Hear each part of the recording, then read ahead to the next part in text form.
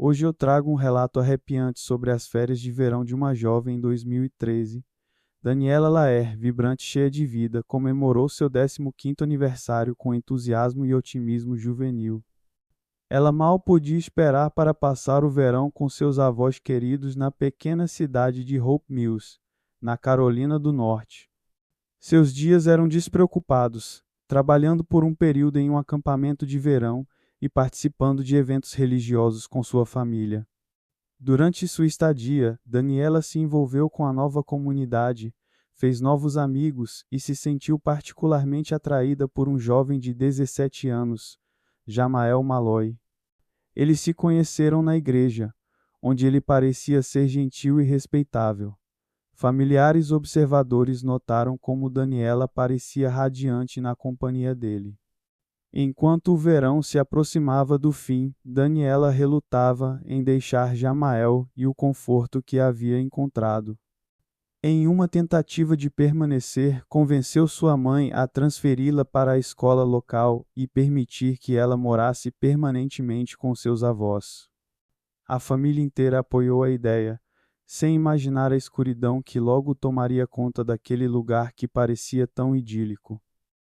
Daniela começou seu primeiro ano do ensino médio com promessas, destacando-se em quase todas as disciplinas.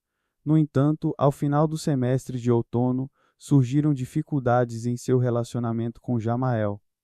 Pouco antes do ano novo, eles decidiram se separar, mas uma semana depois perceberam que não conseguiam ficar longe um do outro e se reconciliaram.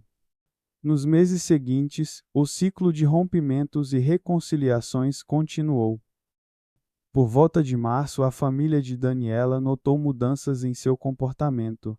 Ela se tornou mais introspectiva e isolada, frequentemente se trancando no quarto e comunicando-se pouco com os parentes. Eles entenderam que sua ligação turbulenta com Jamael era a causa de seu sofrimento. Apesar dos esforços para se distrair com amigos, Daniela não conseguia esquecer o ex-namorado.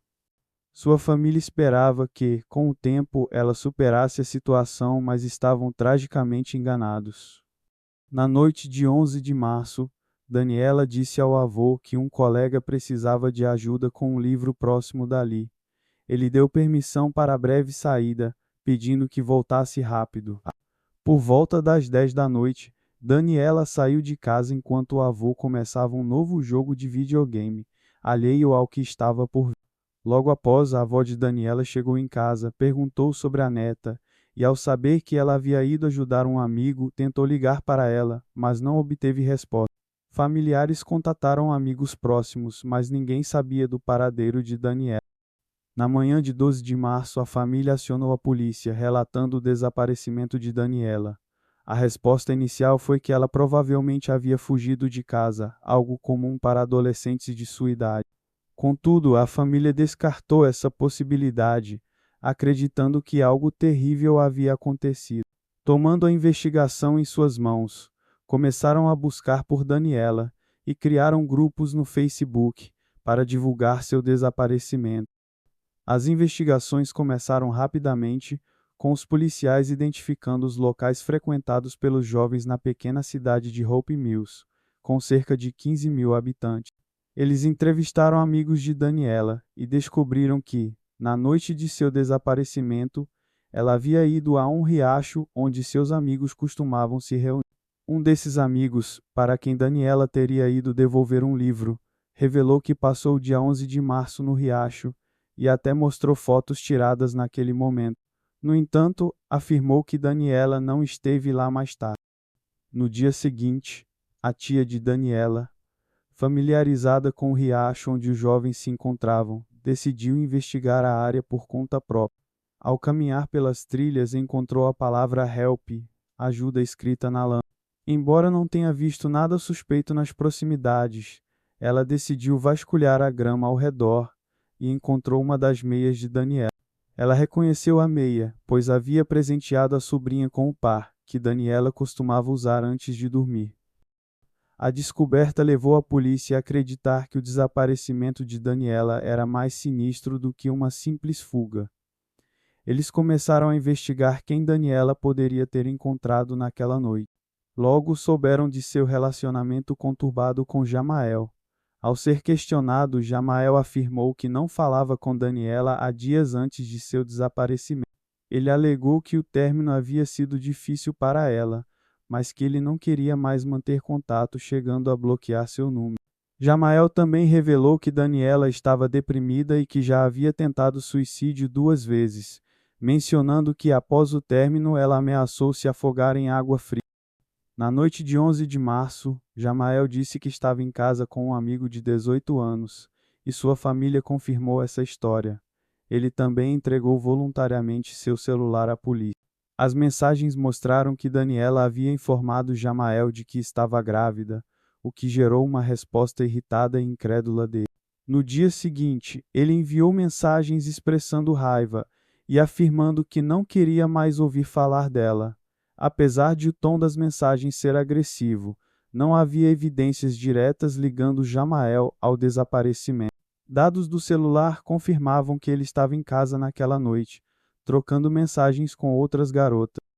Enquanto a busca por Daniela continuava, Jamael participou das investigações, ajudando a distribuir panfletos e participando de um grupo no Facebook dedicado a encontrar. A polícia revisou imagens de câmeras de segurança e analisou sinais do celular de Daniela, confirmando que ela saiu de casa por volta das 10 da noite, com a última chamada registrada cerca de 40 minutos depois. Eles buscaram na área próxima à torre de celular, mas não encontraram nada. A investigação levou as autoridades a localizar outra amiga de Daniela que estava no riacho no dia 11 de março.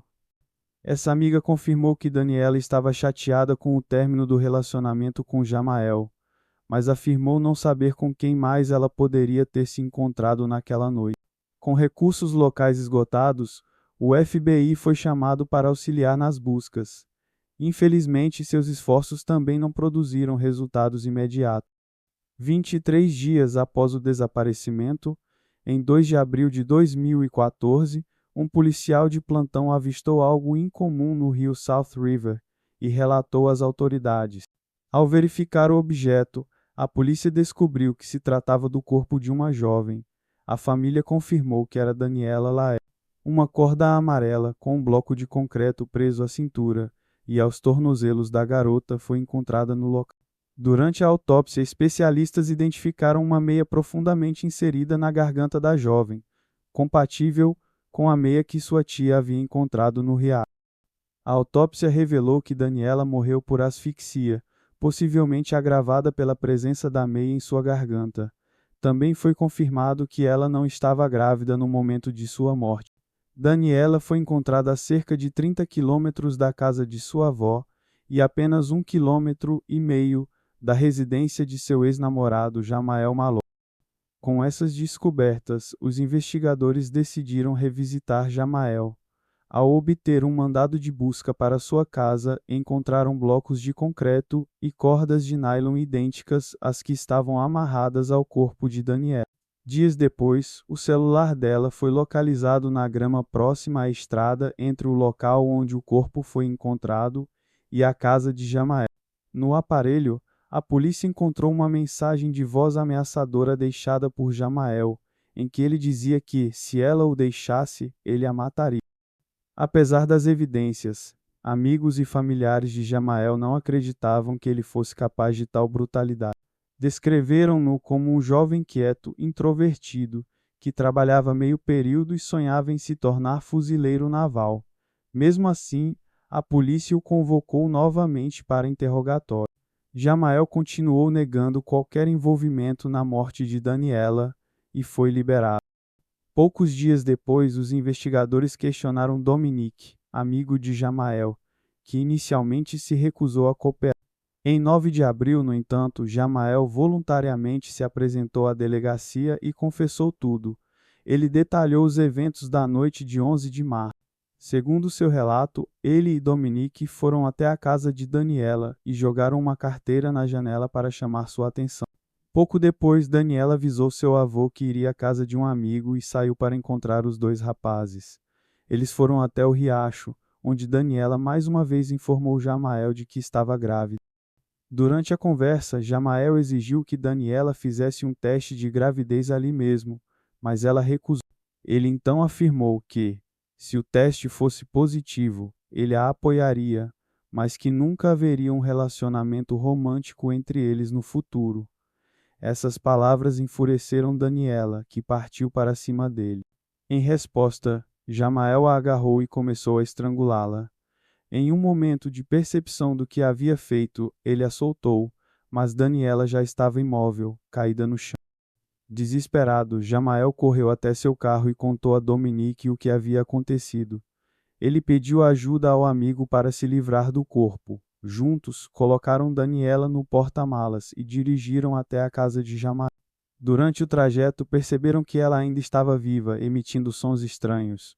Dominique então retirou uma meia de seus pés e a empurrou profundamente em sua boca. Na casa de Jamael, pegaram um bloco de concreto e amarraram Daniela com uma corda antes de jogar lá no rio mais próximo. Dominique corroborou completamente o relato de Jamael e acrescentou que foi ameaçado por ele, que afirmou que ambos seriam presos por assassinato se Dominique não ajudasse a ocultar o corpo. Jamael também admitiu que havia usado um aplicativo para criar um álibi falso, deixando seu celular em casa enquanto mensagens automáticas eram enviadas a outras garotas. Ambos foram acusados de homicídio em segundo grau pela morte de Daniela Laer. Inicialmente, a família de Daniela ficou insatisfeita com a acusação, acreditando que Jamael deveria ser acusado de homicídio em primeiro grau, pois teria planejado machucá-la. No entanto, acabaram concordando com um acordo judicial. Em maio de 2016, Jamael Malloy foi condenado a uma pena de 25 a 31 anos de prisão. Dominique recebeu uma sentença de 6 a 8 anos. Jamael expressou remorso perante a família de Daniela, admitindo que gostaria de poder voltar no tempo, mas sabendo que isso não era possível.